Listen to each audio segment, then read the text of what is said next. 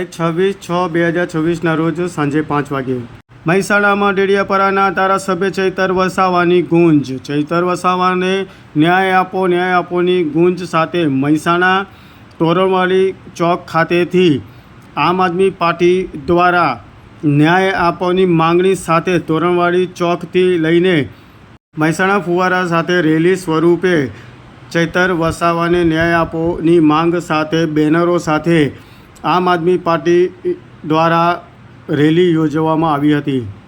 શું કહેશો સાહેબ, આજે જે આ કાર્યક્રમ? આમ આદમી પાર્ટીના ડેડિયાપાડાના ધારાસભ્ય ચૈતરભાઈ વસાવા કે જેઓ આદિવાસી સમાજના હર હંમેશ રીતે જળ, જમીન અને જંગલના હિતો માટે રક્ષણ કરવા માટે જે લડત આપતા હતા અને ભારતીય જનતા પાર્ટીના એના તાનાશાહી સામે એ અવાજ બુલંદ હતો અને તેઓ તાનાશાહીના સામે એ શરણાગતિ ના લીધી અને જ્યારે ભારતીય જનતા પાર્ટીમાં એમને જોડવા માટે ઘણા બધા પ્રપંચો થયા પરંતુ તેઓ સરેન્ડર ના થયા.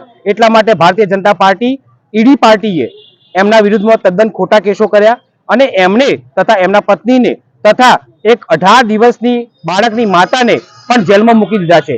આ તાનાશાહીની હદ વટાવી દીધી છે અને અમે એક સૂચન કરવા માંગીએ છીએ કે હર હંમેશા અમે ચૈતરભાઈ વસાવા એમના સાથે હર હંમેશા હતા, છીએ અને અમે રહીશું.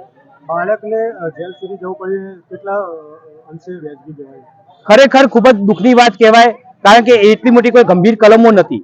તમે જોશો કે એ દિવસે એક બાજુ ભાજપના ધારાસભ્ય હાર્દિકભાઈ પટેલ ખરા, એમના ઉપર જે ગંભીર કેસો હતા રાજદ્રોહના, એ કેસોના અંદર એમને નિર્દોષ છોડી મૂક્યા અને કેસો પાછા ખેંચાયા. અને બીજી બાજુ આમ આદમી પાર્ટીના ધારાસભ્ય ચૈતર વસાવા ખરા, એમના ઉપર એક નજીવી કેસના અંદર 7 વર્ષ સુધીની સજા થઈ છે.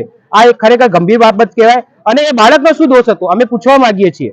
અમે આપણા ટ્રાયલ મીડિયા મારફતે, પ્રેસ મીડિયાના મારફતે અમે પૂછવા માંગીએ છીએ કે એ 18 દિવસના બાળકનો શું દોષ હતો કે એને જેલમાં જવું પડ્યું. આગામી શું રણનીતિ રહેશે?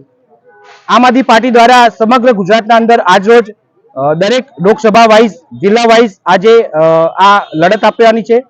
એના પછી સાથે વિધાનસભાના અંદર મહેસાણાના અંદર આ કાર્યક્રમ આપવામાં આવશે અને એના પછી જિલ્લા પંચાયત જેટલી અમારી સીટો છે એ સીટો પ્રમાણે આ લડત આપવામાં આવે છે. અને અમે સરકારને વિનંતી કરીએ છીએ કે તમે આવા પ્રપંચો કરવાની જગ્યાએ જો જાહેર લોકોનું સારું ઈચ્છતા હોય તો તમે સારું કામ કરો.